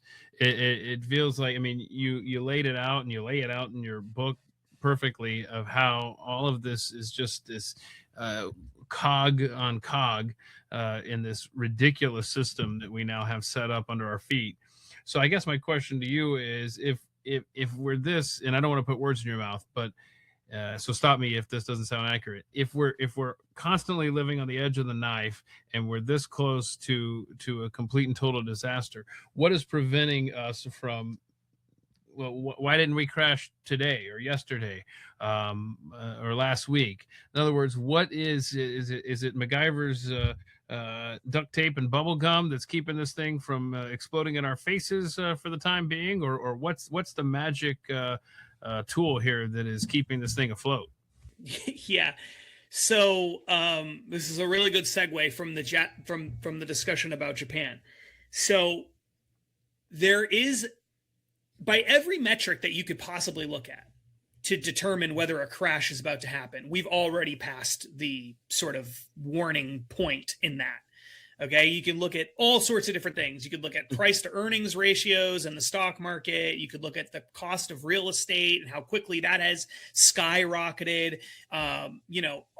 Basically every measure that you can look at shows we should be about to have a gigantic crash. Mm-hmm. But that's been the case now for a few years. Right. And so the crash hasn't happened. And the question is, why hasn't there been a crash? Well, there is a theory that maybe we don't get the crash because maybe the signs, the signals that we're seeing that would indicate that things are overheated and are about to crash are really just the like in Japan, lots of money printing that happened, and there was a lot of money printing, trillions and trillions of dollars of money printing happened during COVID and immediately after.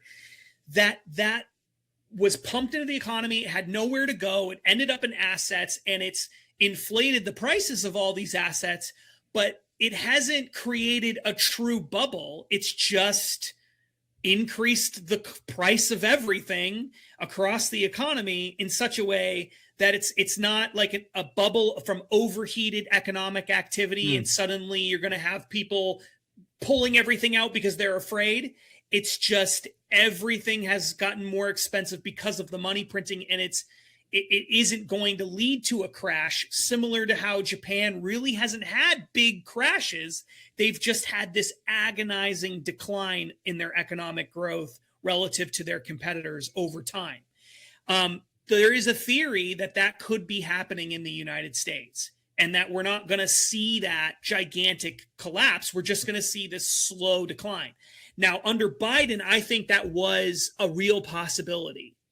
But under Trump, we actually have seen GDP growth and some other things. Yeah, and so maybe that isn't going to happen. And maybe there is a crash headed our way at some point in the future. But at least we're seeing real economic growth while there's growth. So it's a question. Let me show you this Bureau of Labor Statistics, January to January, year to year, 25 to 2026.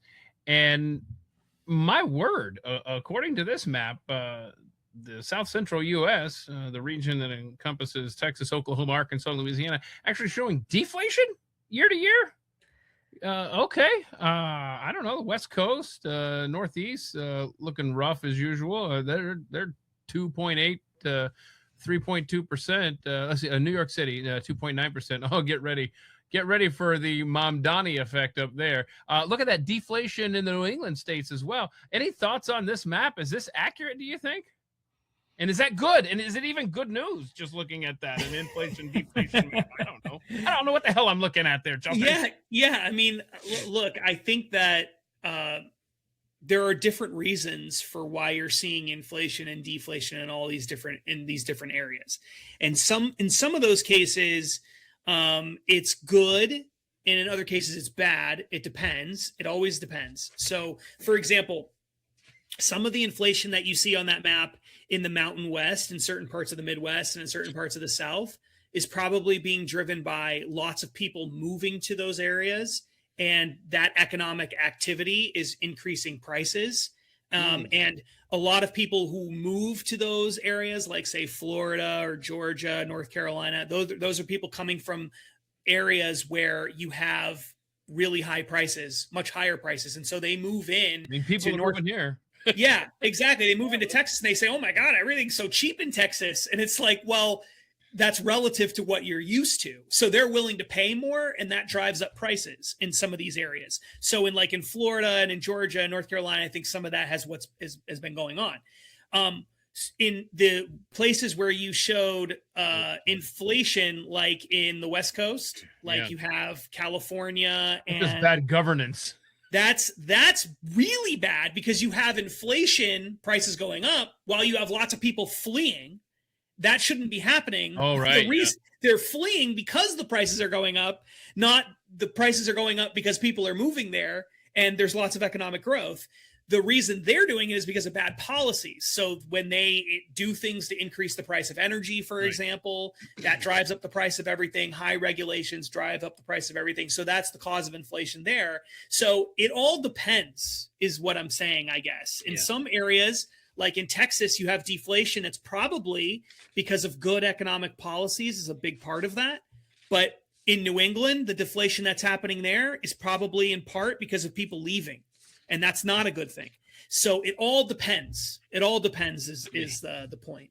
All right, I got a little bit of good news in my hand here, but mostly bad when it comes to the economy. Let me just read this headline here. This is from 7 days ago, so last week. Income needed to buy a home in the U.S. falls 4%. So it just says Americans needed to earn $111,000 per year to afford the average home for sale in December, down 4% from $115,000 a year ago, and down 8.8% from a peak of $122,000 back in June. So I don't know. There's some I don't know. That's good news there, but less money needed as far as your income goes. To buy a house in the U.S. now seems like maybe some Trump policies are working. But however, I do want to put this on the screen here. And again, this isn't cut and dry, but let me just show you this. Percentage of Americans who are married and own a home at age 30. Now there's two qualifiers there. You're married and own a home at age 30. In 1960 in the U.S., 52% of Americans were married and owned a home at age 30. 1970, 48%. 1980, 45%. 1990, 43%. The year 2000, 35% of Americans were married and owned a home at age 30. 2010, we're down to 25%. 2025, only 12% fall into both categories. Again, this isn't just an income thing and a home ownership thing. It's also marriage. But holy crap, I just wanted to point out the difference in what's happening in America between 1960 and 2025. Over half of Americans, down to 12 now. I just thought that was interesting. I just wanted to toss that grenade into the discussion. Yeah, it's actually incredible. And politically, it's and that's going to get much worse, by the way, much worse, because artificial intelligence is going to take a lot of entry-level jobs. It's already started happening, and younger people are going to have increasingly harder time finding good-paying jobs before the age of 30. And their ability to own assets is going to be harder and harder and harder, unless there is a significant supply side increase in the number of available homes that drives the price of homes down, which a lot of people don't necessarily want to do, because voters who vote Republican, a lot of them own homes and they don't want the price of their home going down. So, that's the retirement. So the thing that people have to understand is, and it's so ironic, because the number one person who has made the most political gains off of this quote unquote wealth gap is Bernie Sanders. AOC is a close second. They've made careers off of this. The rich are getting richer and everybody else is being left behind. And things like this indicate that. Now, a lot of this is people are waiting longer to get married. That's true. But it's also true that a lot of young people who are married can't afford to buy a home anyway, even when they get married. And there's no question that there's been a wealth gap that's been dramatically increasing over time. But if you look at the data, the most obvious connection to the reason for why we have the wealth gap growing and why asset prices keep going up and up and up and up and up, and people who are just starting out can't afford it, and the people who make out the best are the people who already own assets because the value of them keep skyrocketing while they hold them. The number one thing correlated to that is money printing. The more they print money, the more money goes into assets, the more the price of the asset goes up. The gap between the rich and the poor get bigger and bigger and bigger and bigger and bigger. It's all related to money printing. It's so obvious that it's going on. And you saw that with the housing prices in 2020 and 2021. This is one of the best illustrations of this point. In 2020 and 2021, the economy shut down in 2020, literally closed the economy down and said you can't do a lot of economic activity. And at the same time, housing prices skyrocketed. Now, how can that be? In a market-based economy, you can't shut down economic activity and have prices of one of the most valuable things skyrocket at the same time. The only way that's possible is if you print trillions of dollars and dump it into the financial system and create this crazy thing that's not going to happen in a normal market-based economy. And that is exactly what they did. They dumped trillions into the system, asset prices skyrocketed, and the gap between the wealthy and regular people grew substantially just in that short period of time, and money printing was a big cause of it. And interest rates also being rock bottom helped spur a lot of that as well. Okay, you talked about the electoral benefits for people like Bernie Sanders and AOC.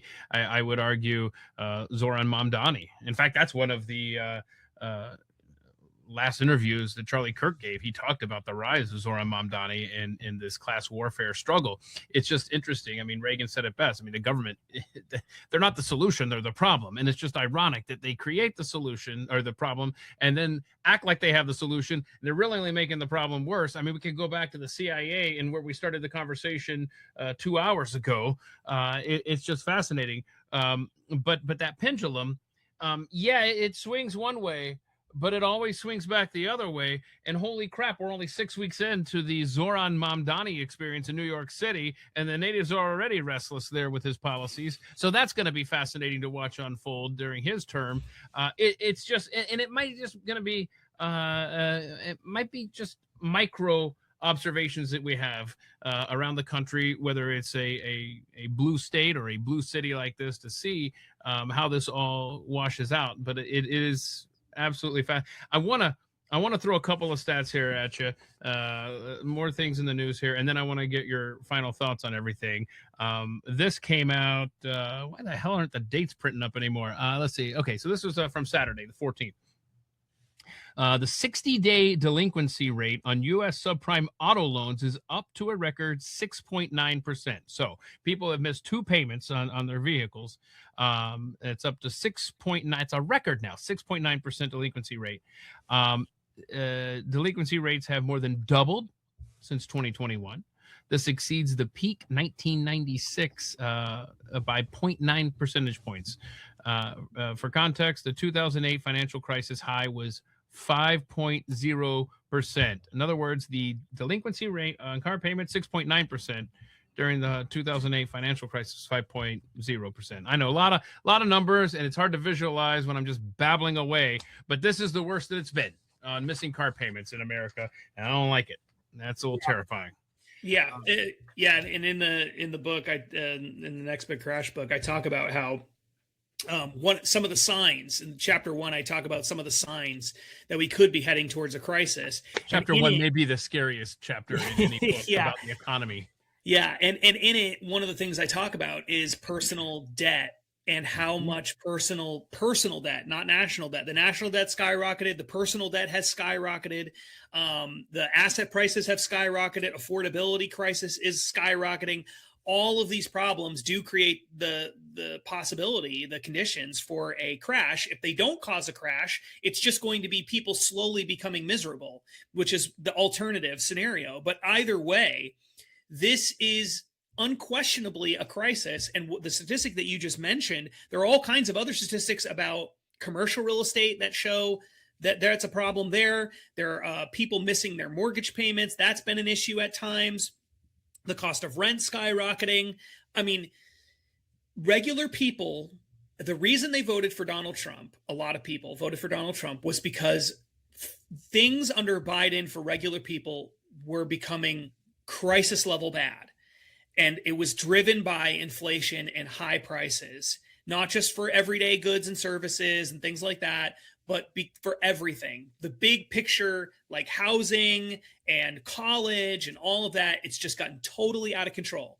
And under Trump, there has been tiny little gains made, but for the most part, the problems persist. And the reason the problems persist is because unless Trump's going to go in and pull all this money out of the economy, which of course you don't really want to do, you're not going to see prices come down. You're not going to see deflation. You're not going back to what they were before. And things are still really bad for people. All we can do is stop the bleeding and then grow our way with real economic growth out of the problem. Yeah. And that requires controlling government spending, controlling money printing, being fiscally responsible. And unfortunately, nobody in Washington wants to do that. One guy does. One guy does, and he's called a grandstander. That's exactly. That's very true. There are a few principled people in Washington, but not many. Let me just point this out there. You mentioned things that are going through the roof. I mean, these are things that government touches. Yes. Housing, you talked about the cost of school. If the government touches it, then that screws up. You can't just let the market deal with this stuff. And it's madness to constantly see the tinkering and the overhauling. And then next thing you know, the costs are through the roof. And I would also like to say, we talked about Jimmy Carter earlier, and Ronald Reagan had a mess to clean up in the early 1980s. Well, I mean, Democrats swept in the midterms in 1982 because the economy still hadn't been fixed. It didn't show signs of turning around until the middle of 1983. And by then, he had lost the House and the Senate and had to work with Democrats the rest of the way. And I fear that's what Trump is facing right now as he tries to unwind this big mess that he has inherited. And I think we would all agree, I think everybody watching right now would agree that the 1982 American was much more patient than the 2026 American. So God only knows what's going to happen in the midterms here. One last story here for you, and then I'm going to let you have the last word, as they say. This is a story from last week. Retail sales were unexpectedly flat, the crucial holiday month of December. Let's see. Well below the 0.4% gain economists predicted, blah, blah, blah. By comparison, retail sales rose in November by 0.6%. Okay, anyway, here we go. Also, in the fourth quarter, this is what I wanted to read. Why did I highlight all this? Because I suck. Also, in the fourth quarter, Americans' wages grew at the weakest pace in more than 4 years, and a greater share of households fell further behind on their debt. We just touched on it with the car payments. The debt's becoming a problem, and my gosh, are the conditions ripe for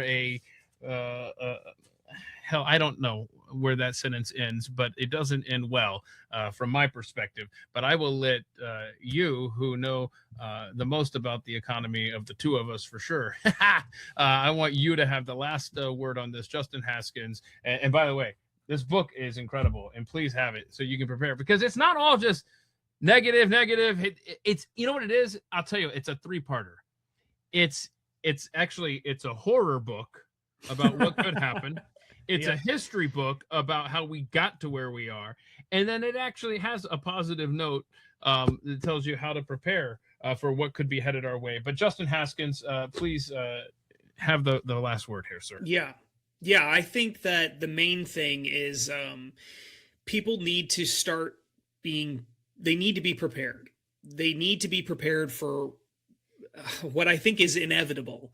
And that's not to say that everything that I talk about in the book is inevitable. It's not. It's entirely possible that we have 100 years go by and none of I think the digital currency thing is going to happen for sure, but all the DTC stuff and all that may never happen. But the problem that I think most Americans have is that they are not prepared for those things, even though there are real risks tied to it. And a lot of the biggest reason they're not prepared is because they just don't know about any of it. And I think that's the main thing. I just want people to be aware of what the potential risks are, and then to build those into the way that they live their lives. And so people need to be prepared for an economic crisis. Mm-hmm. That doesn't mean running away and hiding in the woods necessarily, although you could do that. That is an option. I think that's all I'm thinking of as you're saying this. I'm thinking, oh yeah, you won't be using a digital currency where I'm going. Right. But it does mean making sure that you get rid of as much of your debt as possible. Yeah. It means having diversified a portfolio of the way that you manage your wealth. It means not putting all of your money into your 401k or into IRAs or into brokerage accounts. It means not putting all of your money into any one thing. Be as diversified as possible. And it means just understand what your rights are, what the risks are, and hopefully put some pressure on lawmakers to change things so that there are more protections for individuals, because that can be done. It can even be done at the state level, a lot of it, for some of the things I talked about in this book. But it requires people knowing that there's a problem and putting pressure on lawmakers to change things. It doesn't have to be a crisis for you watching this right now. Like, it could be a crisis for everybody else, perhaps, but it doesn't have to be for you if you're just prepared. And so I think that's the biggest takeaway is know what the risks are and know how to position yourself so that, you may be hurt. Everyone's going to be hurt if there's a big crash, and big crashes are inevitable in any kind of economy.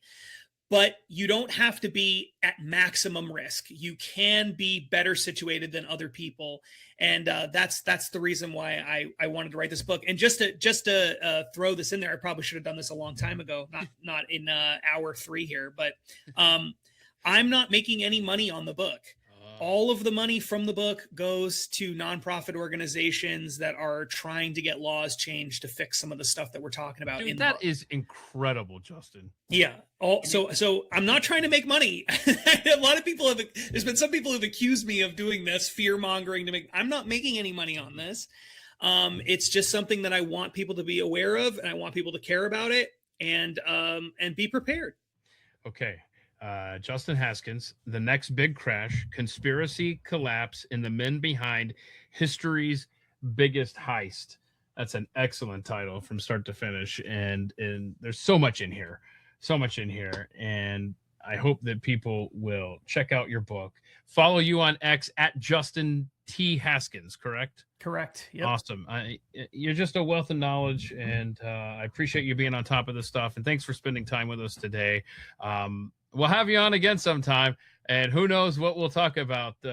I bet your next book will be about sunshine and lollipops. Am I right? Yeah, I'm due. I think I really need a positive book the next time around. So maybe I get it, man. I get it. Thanks all of you for joining us. Please share this episode. We'll be here 22 hours from now for the Friday live stream. And Justin Haskins, thanks for making time, sir. The Next Big Crash. Y'all go get that book. Thank you, sir.